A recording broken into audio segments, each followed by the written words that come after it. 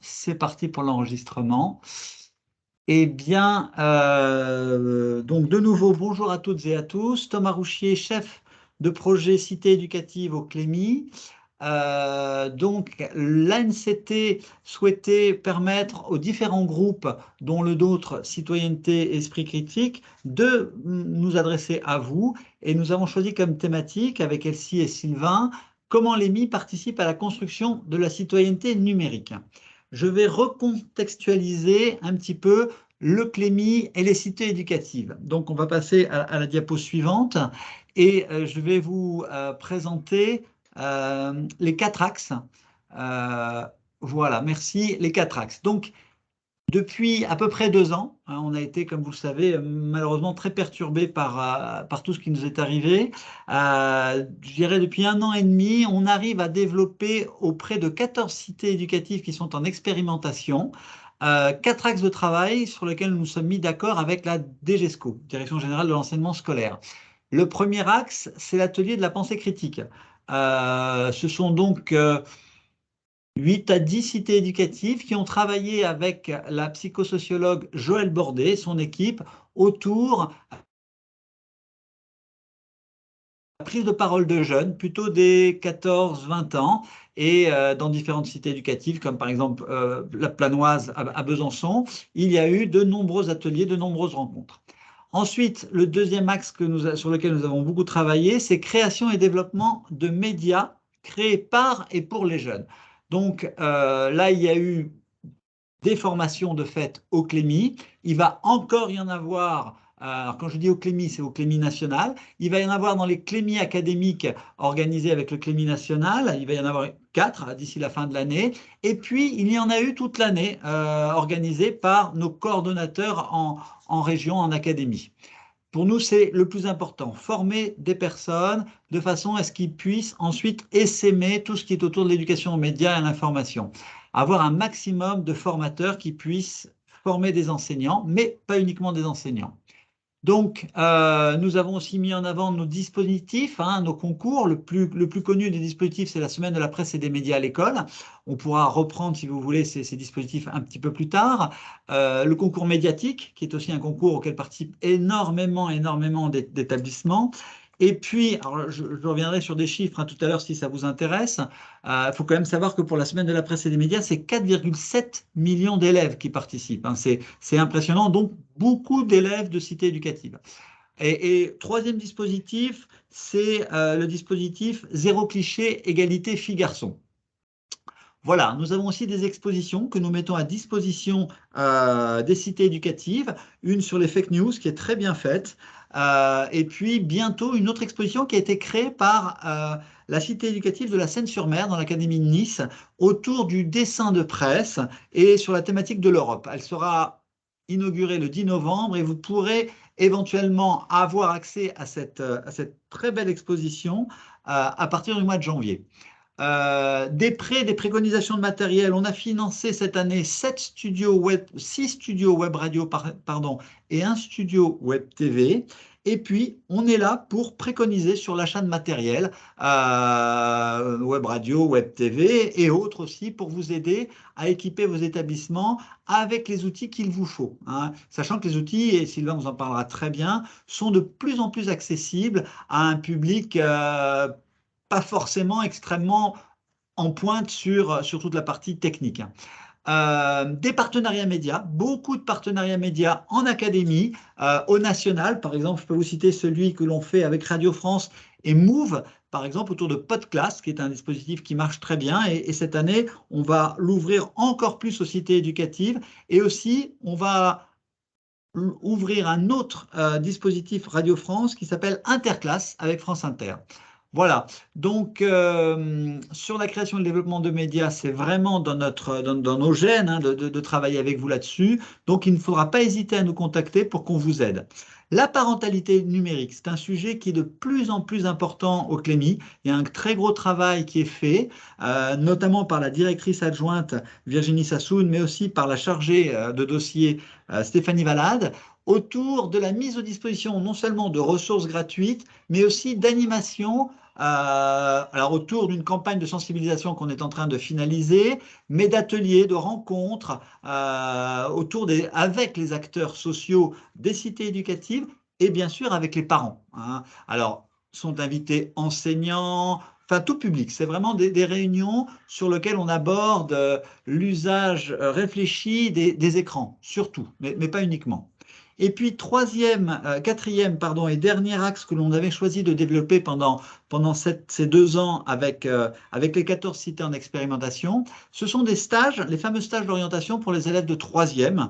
Et donc, on a, avec un partenaire qui s'appelle la ZEP, la zone d'expression prioritaire, proposé des stages d'une semaine in situ dans un collège avec un journaliste professionnel qui se déplaçait et pendant 5 jours travaillait avec les élèves sur le métier de journaliste, sur les contenus journalistiques, sur les médias scolaires, avec des sorties de l'établissement pour aller visiter un média scolaire, mais aussi la visite de personnes extérieures pour pouvoir échanger avec les élèves. Voilà, ces stages ont connu un énorme succès.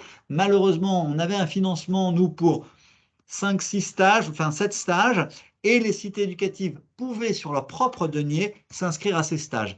L'année prochaine, on n'aura plus en 2023, nous, de financement, le Clémy, mais ces stages existent toujours et vous pourrez, si vous avez l'intention de prévisionner une certaine somme, la possibilité de faire ces stages pour une quinzaine d'élèves, une vingtaine d'élèves dans vos établissements.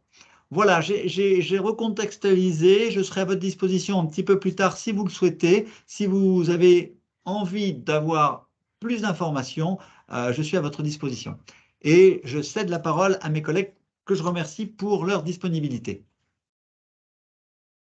Oui, merci Thomas. Donc moi, je suis Elsie Russier, responsable du labo formation du Clémy. Et je vais commencer rapidement par vous faire une petite présentation des actions du Clémy. Donc, pour celles et ceux qui ne sauraient pas ce qu'est le Clémy, c'est le Centre pour l'éducation aux médias et à l'information. Donc, le Clémy, qu'est-ce que c'est exactement? C'est une entité, c'est l'opérateur national de référence pour l'éducation aux médias et à l'information.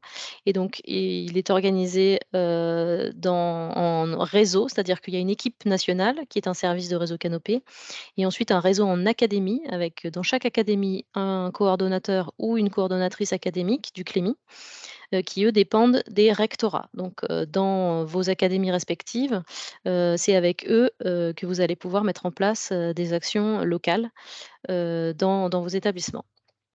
Et une des particularités du Clémy, c'est de disposer d'un conseil d'orientation et de perfectionnement, qui est une instance composée de représentants, notamment des médias nationaux, qui est chargée de fixer les orientations stratégiques du Clémy.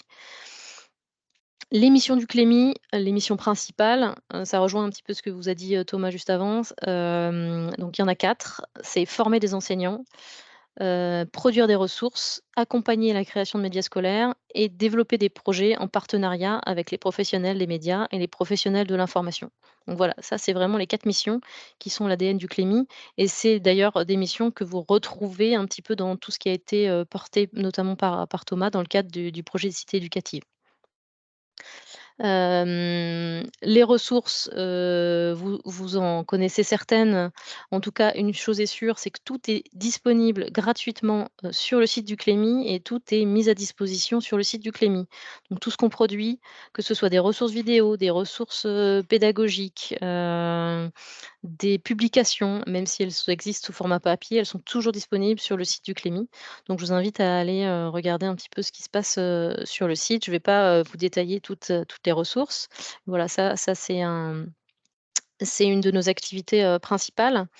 On a aussi contribué récemment à la rédaction de 2 vade-mecum en partenariat avec le ministère de l'Éducation, nationale, donc sur l'éducation aux médias et à l'information, et puis sur la création de web radios scolaires. Donc Sylvain pourra, peut-être vous en parler tout à l'heure, puisque c'est lui qui a participé à ce projet-là. Et puis des guides pour, voilà, créer des médias scolaires ou rencontrer des professionnels de l'information. Tout ça évidemment est aussi disponible sur le site du Clémy. Une ressource qui peut aussi vous intéresser, peut-être que vous y avez déjà assisté, c'est un jeu pour comprendre, la fabrique de l'info, ce qui s'appelle Classe Investigation. Donc Classe Investigation, c'est un jeu qui permet, aux élèves de se mettre en situation, de producteurs de l'info. Et donc ils doivent, en fait assister à des enfin ils doivent consulter pardon des indices, suite à une actualité et puis reconstituer un reportage à partir de ça. Donc voilà, c'est ça, vous allez pouvoir suivre si vous le souhaitez les formations qui sont organisées par le pôle studio du Clémy et vous retrouverez toutes les infos, sur le site du Clémy. Les actions éducatives, alors ça, Thomas vous en a détaillé certaines. Donc la plus connue, c'est évidemment la semaine de la presse et des médias dans l'école, mais on a, un certain nombre de concours, et un certain nombre d'opérations qu'on réalise avec des partenaires, puisque ça aussi c'est un élément essentiel de notre activité. C'est que, on fait travailler ensemble, les enseignants avec, des partenaires. Donc notamment, la Maison des journalistes, qui propose une opération qui s'appelle Renvoyé spécial, qui permet de rencontrer des journalistes exilés ou encore, Graines de reporters scientifiques avec, la Fondation Tara. Alors, quand on parle d'éducation aux médias et à l'information, et en lien justement avec cette question de la citoyenneté numérique, de quoi on parle? Alors, c'est toujours un exercice complexe que de définir, le périmètre et les enjeux de l'EMI parce que, en fonction de la situation où on se place, même du pays dans lequel on est, on va pas avoir cette même définition. De même que le Clémy va avoir sa définition de l'EMI, et qui n'est pas forcément celle, des associations, par exemple, qui vont pouvoir intervenir, localement. Mais il y a des, choses sur lesquelles on s'entend, globalement. Nous, ce qu'on a essayé de déterminer dans ce périmètre-là, c'est un ensemble de cultures, ce qu'on va pouvoir appeler la translittératie. Donc pour nous, l'éducation aux médias et à l'information, elle est au carrefour de 5 cultures, qui sont des cultures médiatiques, informationnelles, sociales et citoyennes, techniques et numériques, didactiques et pédagogiques. Donc là, vous pouvez voir que il n'y a pas une définition, d'un bloc, de ce qu'est l'éducation aux médias et l'information et que évidemment, ça ne va pas se limiter à, repérer des fake news, par exemple. Donc on va avoir toute une base culturelle à construire avec les jeunes et avec les élèves. Les principaux enjeux de l'EMI, que j'ai tenté de lister ici, évidemment, c'est une liste, non exhaustive puisque, l'éducation aux médias et à l'information est par nature un objet mouvant puisque, le monde médiatique, l'univers médiatique, auquel on est confronté, c'est aussi quelque chose de mouvant, donc qui évolue, assez rapidement notamment, grâce aux technologies, de l'information. Mais il y a quand même des choses qui sont fondamentales, et auxquelles on va s'intéresser. D'abord, c'est comprendre les rouages de l'information, c'est-à-dire, pour un élève, comprendre, comment se construit l'information, c'est, un des fondamentaux de l'EMI. Savoir évaluer la fiabilité d'une information, comprendre et pratiquer des langages médiatiques. Ça, c'est-à-dire que il faut être en capacité de savoir que, en fonction du média, que l'on consulte, le langage qui va être utilisé va être différent et il faut essayer d'en comprendre les codes. Comprendre le modèle économique des plateformes, ça c'est ce que va développer, Sylvain par la suite. Ça, c'est vraiment, devenu quelque chose une dimension très importante puisque finalement ce modèle économique est en train de conditionner maintenant la production de l'information et donc la réception qu'on va pouvoir en avoir. Identifier et lutter contre les stéréotypes dans les mé enfin identifier les stéréotypes et lutter contre les stéréotypes dans les médias. Ça aussi c'est une dimension importante. Thomas vous parlait tout à l'heure du concours, Zéro cliché organisé par le Clémy. Voilà, c'est ça, c'est une des façons d'apprendre à déconstruire les stéréotypes dans les médias. Savoir s'exprimer médiatiquement en connaissant les limites de la liberté d'expression, ça aussi c'est ce dont je vais vous parler juste après. C'est que, pour nous, une des meilleures façons de faire de l'éducation aux médias et à l'information, c'est de mettre les élèves en situation de produire. et c'est, en situation, de production ou de producteur d'informations que les élèves vont pouvoir, le mieux apprendre, ce que c'est que, construire une expression médiatique, exercer sa liberté d'expression dans un cadre donné. Et ces points de suspension pourraient signifier que c'est évidemment non limitatif. Alors donc, si on fait un focus sur, les enjeux principaux en EMI, pour le CLEMI, c'est vraiment favoriser l'expression médiatique des jeunes. C'est une des missions, historiques du CLEMI. Alors, quand on parle d'expression, médiatique des jeunes ou des élèves, je vais vous faire une définition de ce que n'est pas un média scolaire, pour commencer. Un média scolaire, ce n'est pas un compte rendu de sortie scolaire. C'est-à-dire que l'objectif, c'est pas, que les élèves, ils racontent ce qu'ils ont fait, à l'école, mais qu'ils aient bien des sujets, qui les concernent eux et qui, concernent leur vie quotidienne ou qui concernent leur vision, de l'actualité. Ce n'est pas une production média scolaire médiatisée. Alors là, pour expliquer un petit peu, c'est pas parce que, vous enregistrez, un exposé d'élèves, sous format podcast que vous allez faire de l'éducation aux médias et à l'information. Voilà, c'est pas l'objectif. Là, si on veut favoriser l'expression médiatique, c'est qu'il faut que ce soit vraiment un travail, une production médiatique qui respecte les codes du genre. Ce n'est pas un outil de communication de l'établissement. Voilà. Est-ce que c'est un média d'établissement ou un média scolaire? C'est toujours la question qu'on pose. C'est-à-dire que, l'objectif là, c'est pas de communiquer sur ce qui se passe dans l'établissement, mais c'est que les, jeunes communiquent enfin s'expriment eux sur l'actualité. Ce n'est pas le projet de l'enseignant, même si, souvent ça l'est quand même aussi un peu, mais, l'idée c'est que ce soit aussi quelque chose qui soit pris en main par les élèves eux-mêmes pour qu'ils apprennent aussi à s'impliquer, à s'engager, dans un projet de production médiatique. Et évidemment, ce n'est pas une production professionnelle, ça aussi on le répète assez souvent, excusez-moi. On n'attend pas des élèves ou des jeunes qui produisent quelque chose qui soit de qualité irréprochable, parce qu'au fond, en EMI, c'est pas ce qui nous intéresse.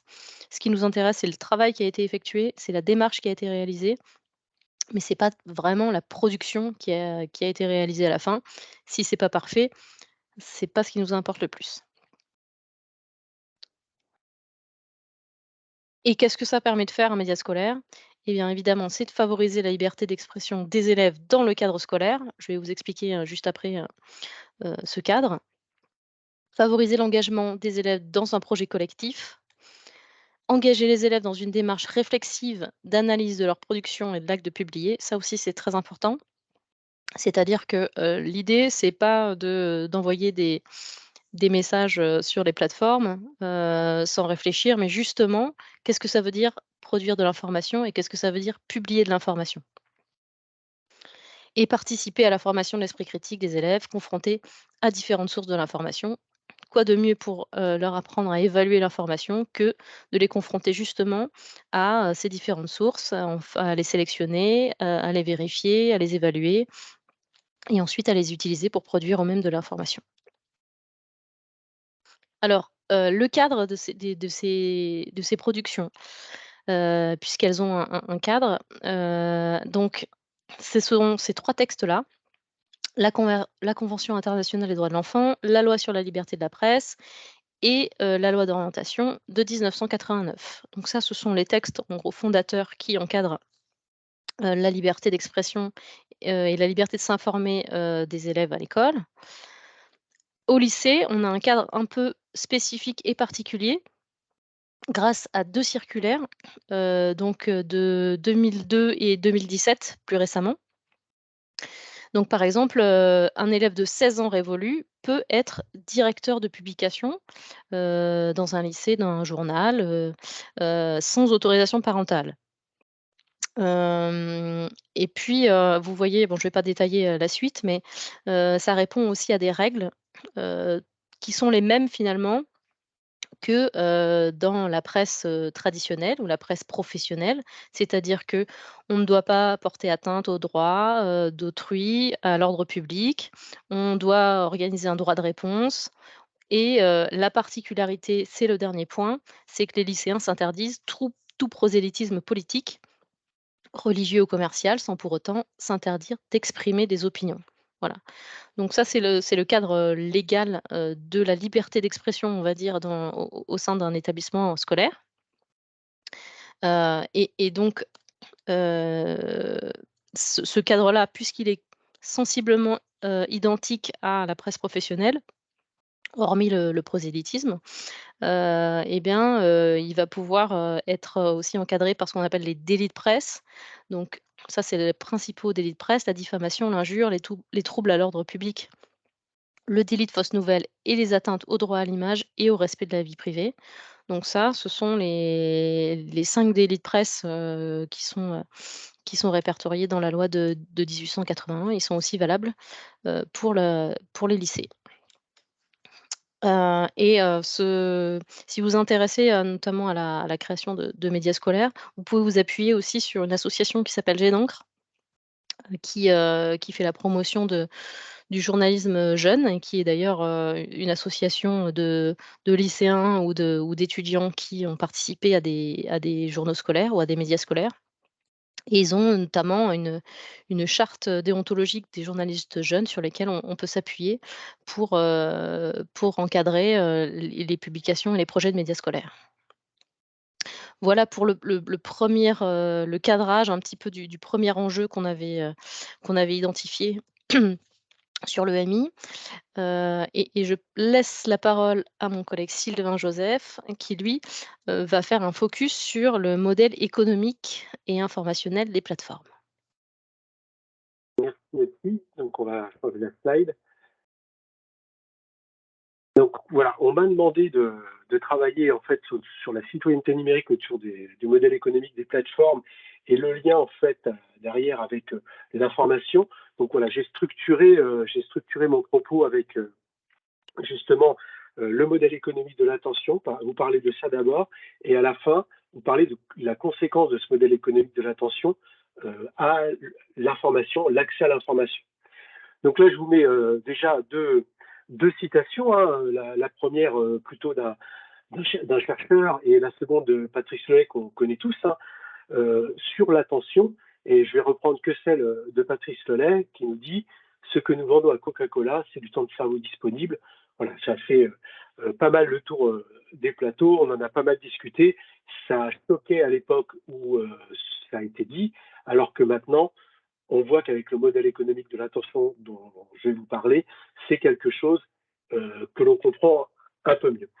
Donc le modèle économique de l'attention, il est basé sur plusieurs invariants que je vais développer les uns après les autres. Le premier, c'est capter l'attention des internautes. Donc voilà, premier invariant qu'on va vous faire, qu'on va étudier. Le deuxième, une fois qu'on a capté votre attention, c'est capter vos données, toutes vos données personnelles, vos données de navigation, etc.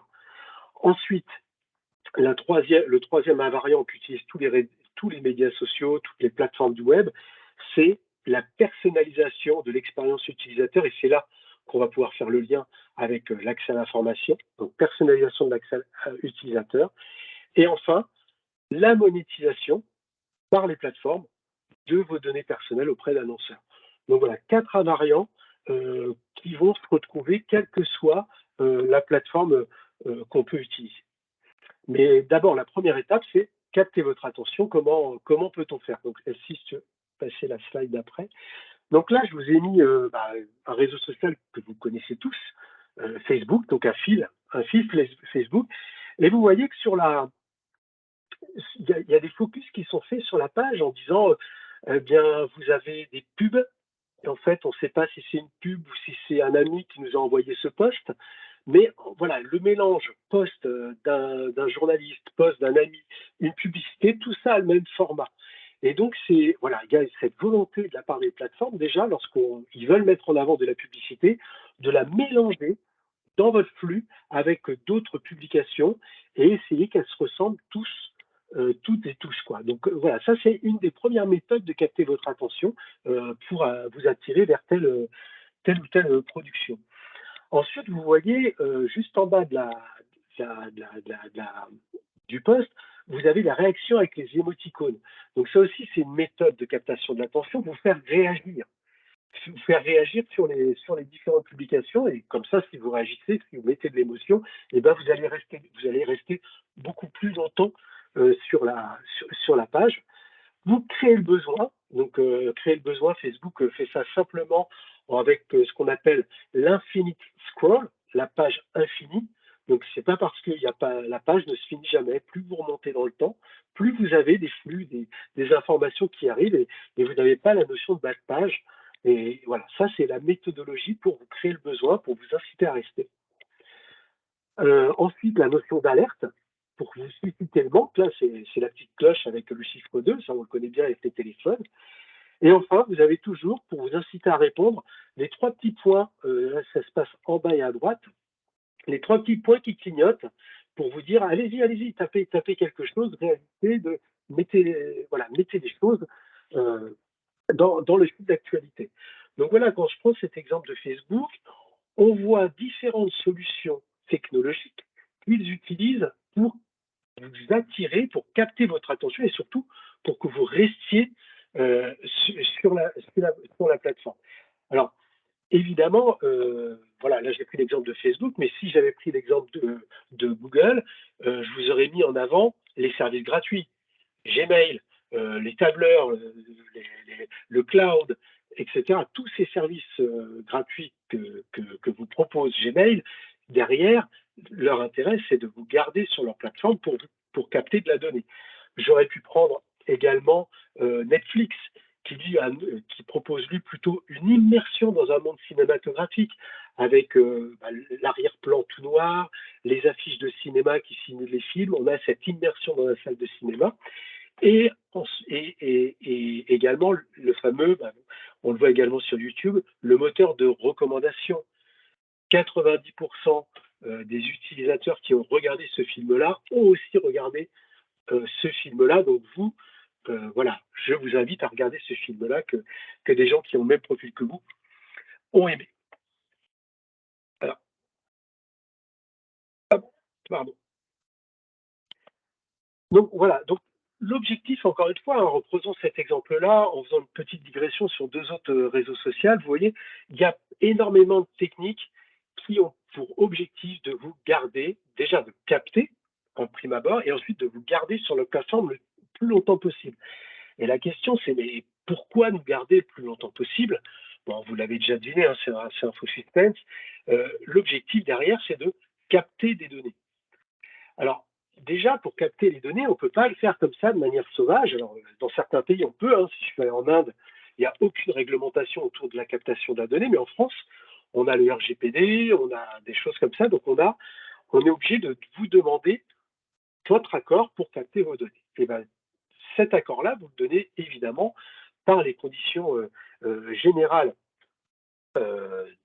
d'utilisation. Donc là, je vous ai mis l'extrait de la politique de confidentialité de Twitter et la déclaration de Facebook. Et je vous ai mis en gras les données que vous demandent de collecter ces réseaux sociaux. Donc on a votre adresse IP, savoir si vous êtes sur téléphone ou sur ordinateur, voire une console de jeu, voire une télé connectée.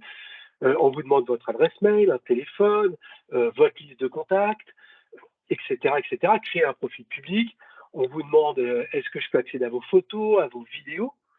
Et tout ça, en fait, quand vous cochez cette fameuse case et que vous ne lisez pas ce qu'il y a derrière parce que personne ne les lit, et en fait, c'est ça qu'on accepte.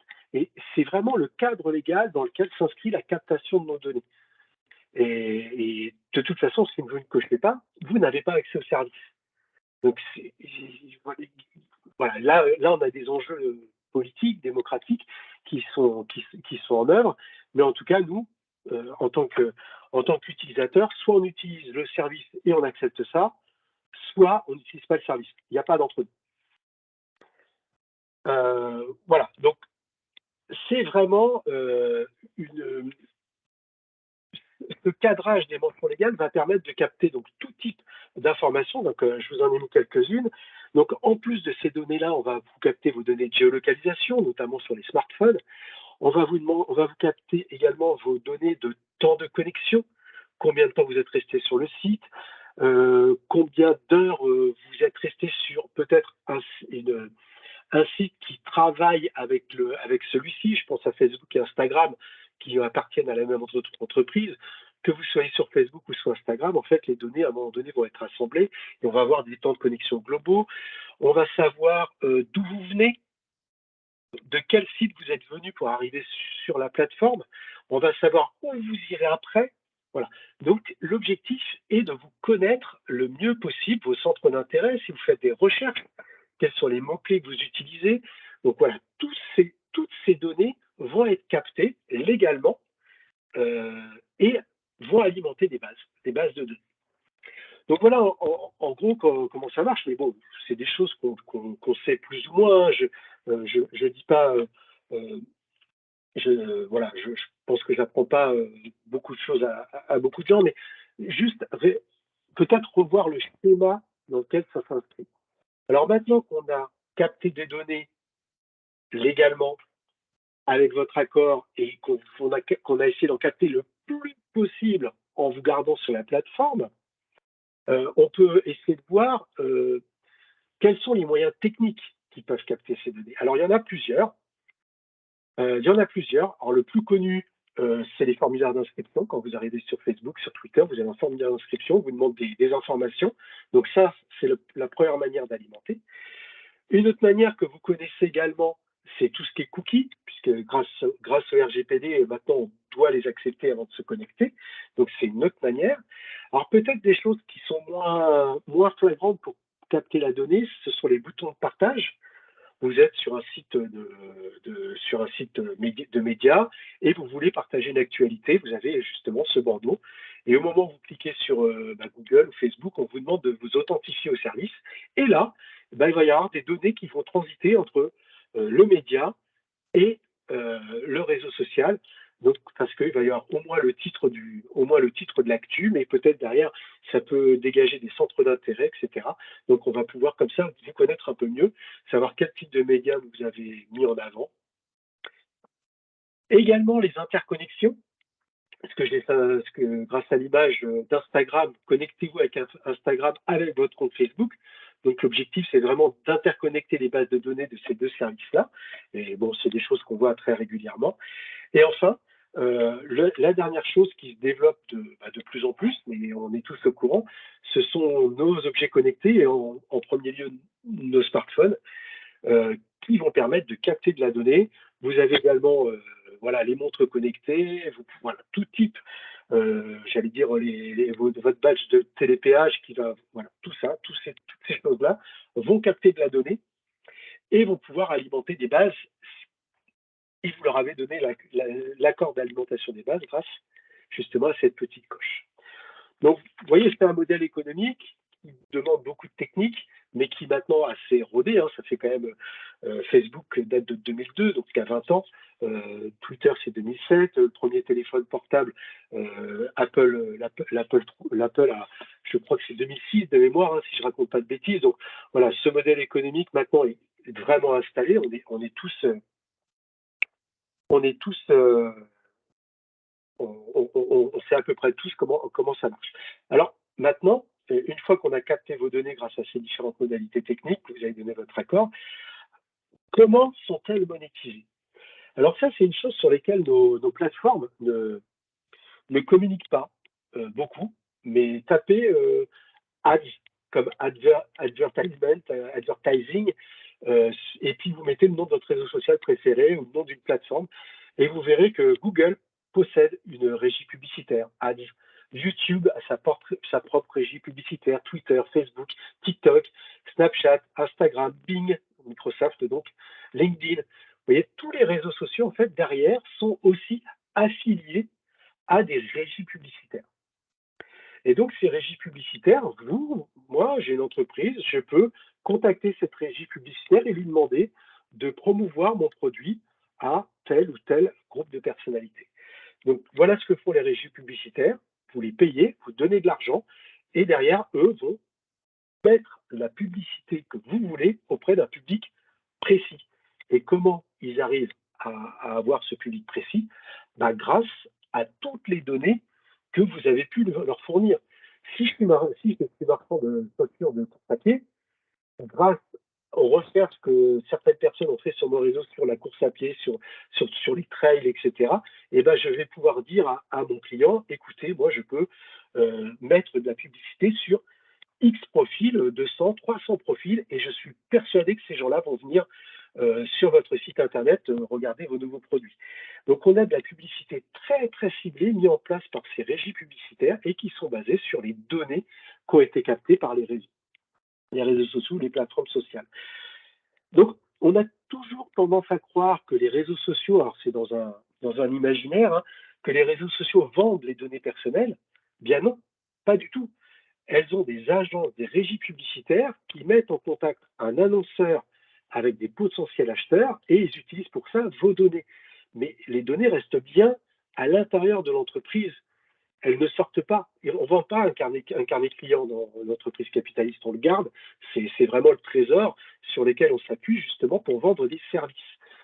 Donc voilà en gros comment fonctionne ce modèle publicitaire, ce modèle économique, pardon. Donc c'est un modèle, j'allais dire, capitaliste très traditionnel. Vous avez d'un côté des utilisateurs qu'on va fidéliser grâce à différentes techniques. Donc on a cette notion de fidélisation qui existe. Et de l'autre côté, on a des annonceurs et on va mettre en relation les annonceurs et les publics. Et pour cela, on va offrir des services à vous, des services gratuits, souvent gratuits, mais on voit que la gratuité derrière, c'est bien vos données personnelles qui alimentent un modèle économique publicitaire. Donc voilà en gros comment fonctionne tout ça. Donc ça, c'est des choses qu'on peut expliquer aux élèves. Hein.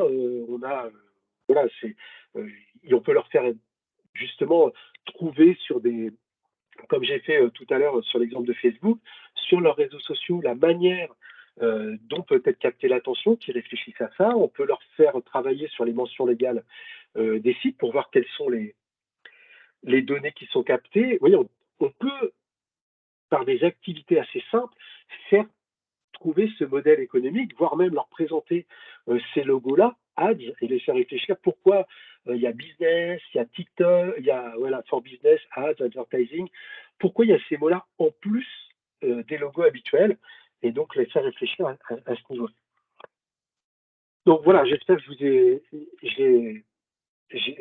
vous avez compris mon propos autour de la captation de l'attention.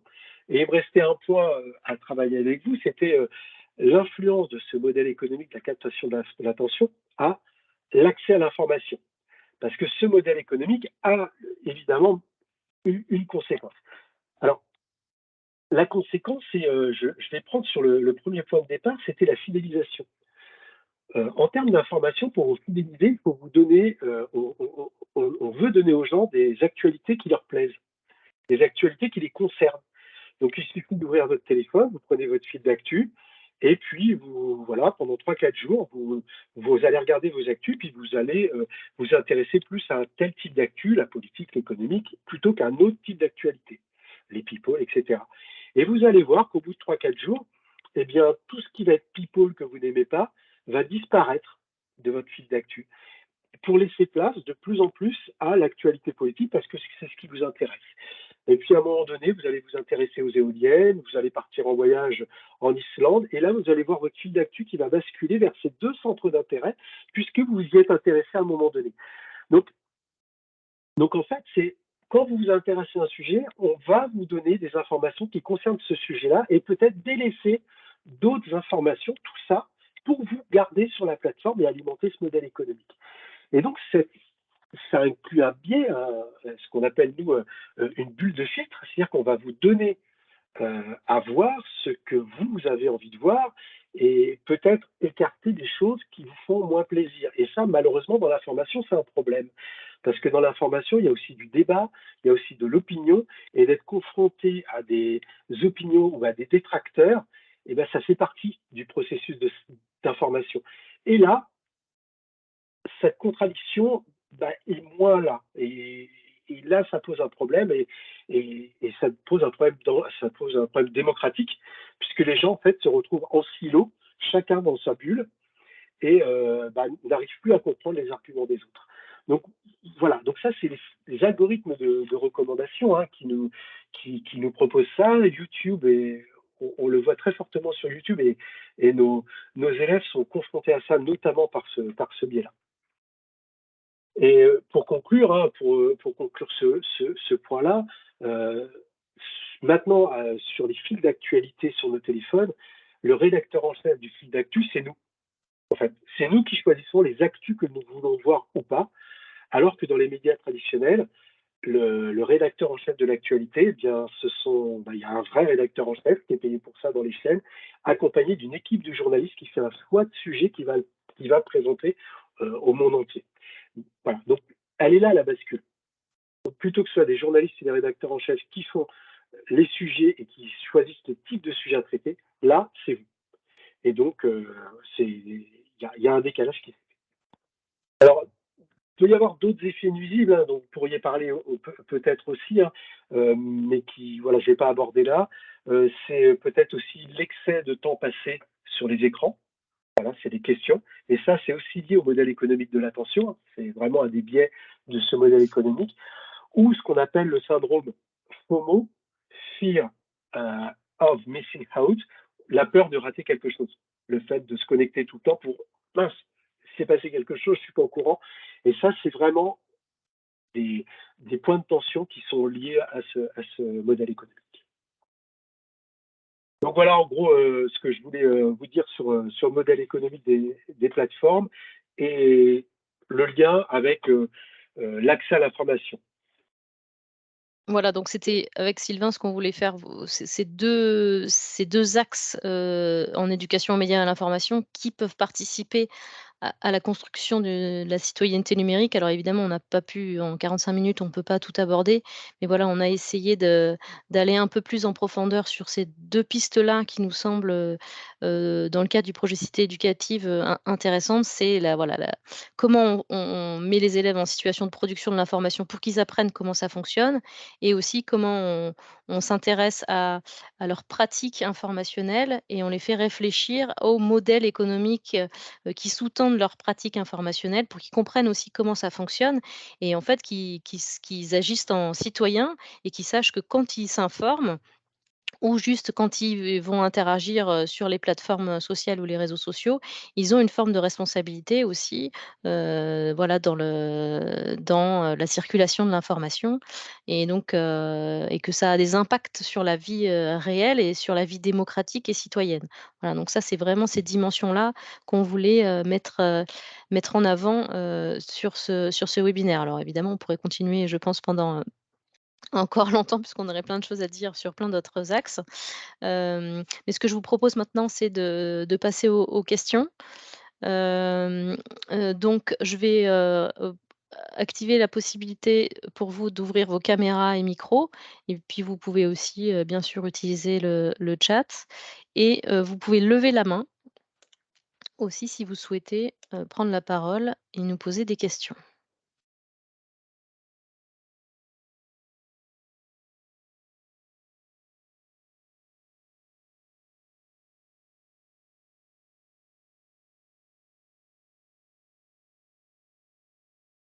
Vous pouvez aussi, si aucune question ne vous vient, là, nous recontacter, par la suite de ce webinaire, par l'intermédiaire de Thomas, par exemple, si vous souhaitez des précisions.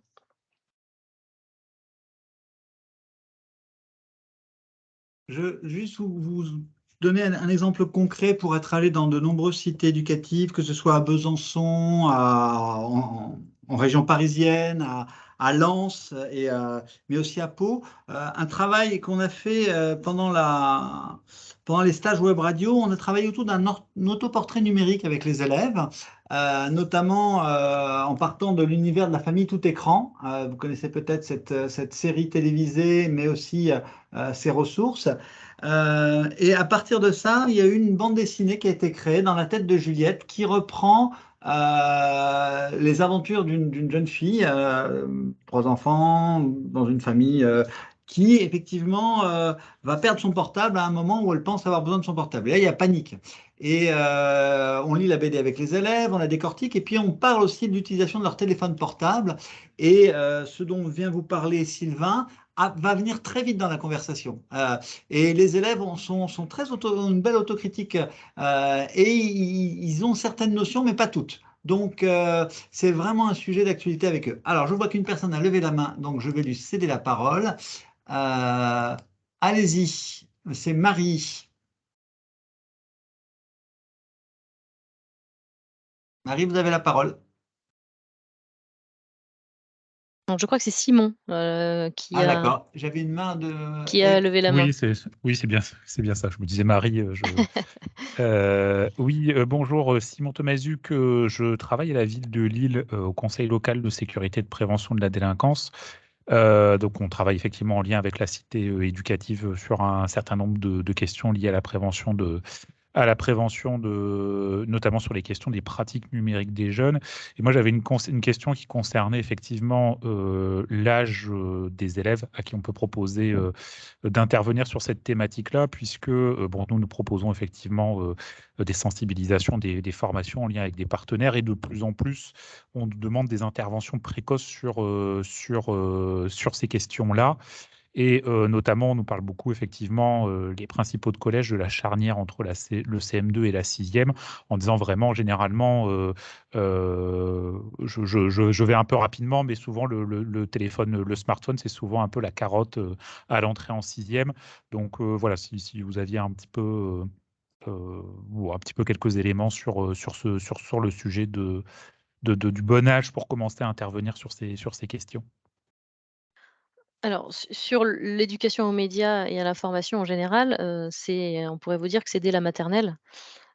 Puisque en fait, même si, les enfants n'ont pas un appareil, personnel, ils sont dans ce qu'on appelle un bain, informationnel et médiatique. C'est-à-dire que si c'est pas leur pratique personnelle, ce sont des pratiques familiales ou, voilà, ou dans d'autres contextes, et finalement ils ont accès, dès le plus jeune âge à cet univers médiatique, et donc dès le plus jeune âge, ce sont des questions qu'on peut aborder. Alors évidemment, à chaque âge correspond, ses, compétences et le type de sujet qu'on va aborder, puisque, peut-être la question des réseaux sociaux, elle va apparaître peut-être un peu plus tard. Mais si on envisage par exemple, Sylvain, tu me corriges, hein, si besoin, YouTube comme, finalement, le premier réseau social, sans avoir besoin, de compte, donc, d'identification, donc, d'âge minimal. Et ben ça, YouTube, les élèves d'école primaire, sont beaucoup sur cette plateforme-là, et comme le montrait Sylvain tout à l'heure, ce sont les mêmes mécanismes, de captation de l'attention, de recommandation d'informations, et cetera, qui sont à l'œuvre sur YouTube, de publicité cachée. On travaille aussi beaucoup sur ces questions-là, hein, sur ces questions de différenciation entre l'information et la publicité, et ça, nous, on a des activités qu'on propose dès l'école primaire, sur ces thématiques-là. Moi, je peux confirmer, évidemment. Et ce qui me semble intéressant, donc moi, pour le coup, dès la 6e, on peut parler des usages sur les réseaux. Après, nous, partir des pratiques des jeunes, c'est dans notre ADN. Mais il y a aussi une chose qui est dans notre ADN, et c'était le sens de ma présentation, c'était de ne pas partir peut-être sur les dangers, mais bien sur les mécanismes en jeu, parce qu'on n'est pas là pour dire faut être ou faut pas être. Voilà, de toute façon, les téléphones sont là. Si c'est pas leur téléphone en propre, ça va être le téléphone de leurs parents. Voilà, les téléphones sont présents, les consoles de jeux sont présentes, les télés sont présentes. Voilà, c'est maintenant, c'est comment on travaille avec tout ça. Et donc expliquer justement les modèles économiques, pour moi, est un moyen qui permet de ne pas diaboliser leurs usages, quoi. C'est juste, voilà, et si on le comprend, j'ouvre la boîte, comment ça marche derrière, et derrière, eux peuvent se poser des questions, mais est-ce que ça, j'ai envie que TikTok le sache ou pas. Euh, et on s'arrête là, parce que nous sommes, nous aussi, tous présents, les adultes, sur les réseaux, hein. Il y a souvent de fois, beaucoup d'adultes n'ont pas de leçons à donner aux jeunes. Les jeunes ont plus de conscience de ce qu'ils font sur les réseaux que certains adultes. Je m'avance pas trop en disant ça, hein. Il y a pas mal d'études qui le prouvent. Les jeunes ont plus conscience des problématiques des réseaux sociaux que les 30 ou 40 ans. Parce qu'ils ont vécu avec. Hein. Je vous disais tout à l'heure, hein, Facebook c'est 2002, le téléphone c'est 2006, le smartphone, hein, pas le téléphone, 2006. C'est-à-dire qu'un jeune de 16 ans a toujours connu le smartphone avec les applications. Donc c'est pas un jeune de 4 ans, c'est un jeune de 16 ans. Donc pour eux, c'est juste une normalité d'avoir tous ces outils-là dans leur poche. Alors que pour nous, pour moi, hein, je vais parler pour moi qui suis beaucoup plus vieux, c'est juste, bon, on peut faire sans, parce qu'on a connu autre chose, mais eux, pas forcément. Pour compléter ce que viennent de dire Elsie et Sylvain, un élève en primaire, et pour répondre à votre question, Simon, un élève en primaire qui n'a peut-être pas encore un téléphone portable dans son environnement très proche, il y a beaucoup de téléphones portables. Donc, que ce soit un grand-parent, que ce soit un parent, un frère ou un soeur, il a accès très rapidement et très facilement à beaucoup de choses. Voilà, il y passe beaucoup de temps, même s'il n'est pas lui-même encore possesseur de son téléphone portable. Ça, c'est de plus en plus courant. Voilà, je ne sais pas si on a répondu au moins en partie à votre question.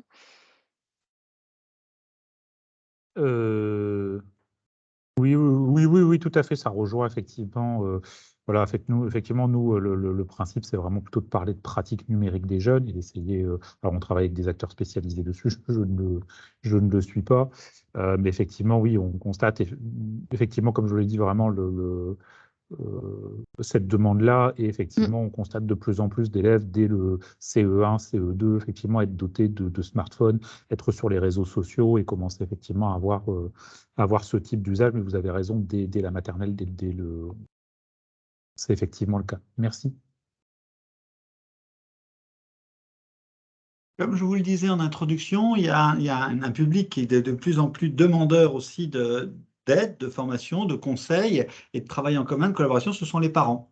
Et là, on travaille de plus en plus avec les parents dans les cités éducatives, donc pas forcément dans l'établissement scolaire, ça peut être dans une médiathèque, ça peut être dans un lieu différent que le collège ou que l'école primaire. Et là, on a une expérience notamment qu'on a menée à Besançon avec différents acteurs sociaux. Et c'est extrêmement intéressant de voir comment des parents sont pas pris à la gorge, mais sont dans le besoin. Ils ont besoin de réponses, d'aide, de conseils, et puis d'en parler et d'échanger sur ce sujet-là. Donc, ça fait partie, je vous disais, de l'expérimentation qu'on a menée à peu près depuis 1 an et demi, 2 ans, sur 14 cités éducatives, mais qu'on va ouvrir à partir de cette rentrée aux 200 cités éducatives. Voilà, à partir de maintenant, vous pouvez nous contacter, Clémy, et on sera à votre disposition pour vous accompagner dans tout ce dont on vous a parlé Elsie et Sylvain, mais sur d'autres sujets qui vous intéressent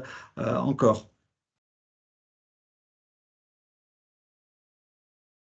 S'il n'y a pas d'autres questions, peut-être conclure, Thomas, le webinaire en vous remerciant d'avoir assisté à ce webinaire et puis donc en vous répétant qu'on est à votre disposition, enfin surtout Thomas. Thomas est à votre disposition si vous avez des questions concernant les cités éducatives ou le rôle du Clémy au sein des cités éducatives.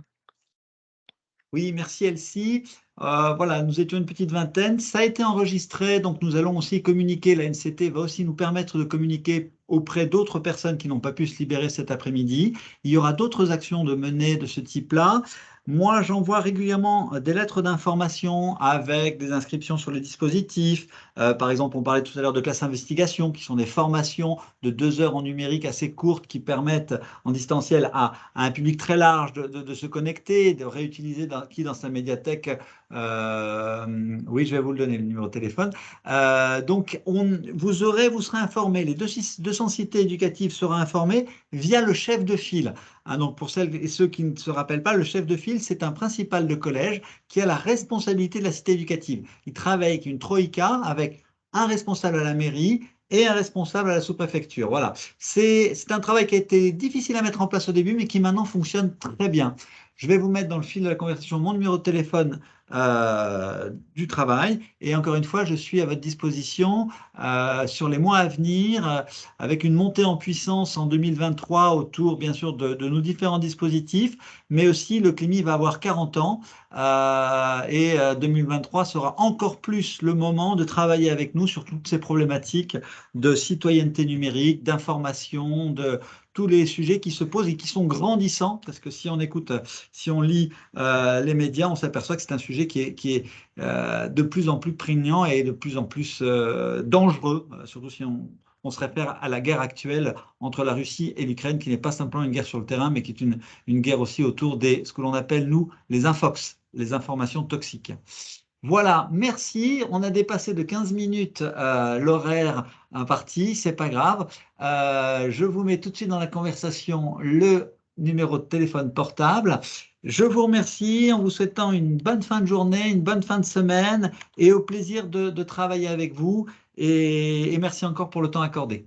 À bientôt. Au revoir. Bon après-midi.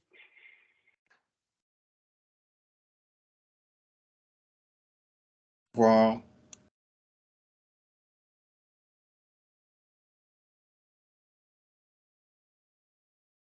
Au revoir.